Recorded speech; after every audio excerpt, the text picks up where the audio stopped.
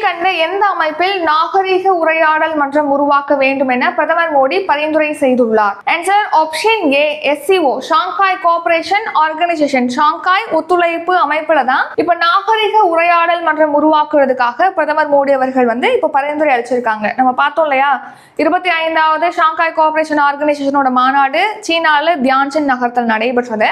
அந்த மாநாட்டில் பங்கேற்ற பிரதமர் மோடி அவர்கள் நாகரிக உரையாடல் மன்றத்தை தொடங்கணும்னு சொல்லிட்டு பரிந்துரை அளிச்சிருக்காரு.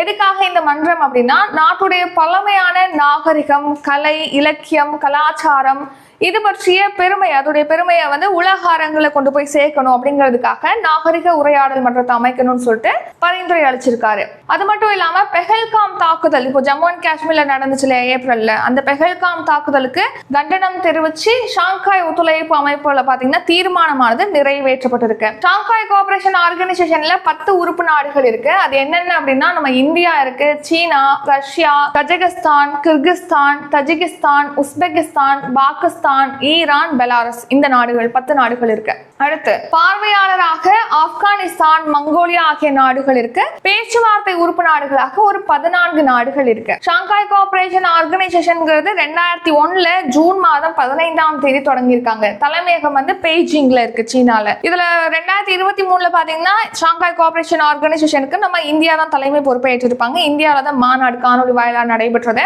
2024 கஜகஸ்தான்லையும் 2025 சீனாலையும் நடைபெற்றிருக்கு. இப்போ 2026 அடுத்த வருஷம் ரஷ்யால நடக்க போகுது மாநாடு.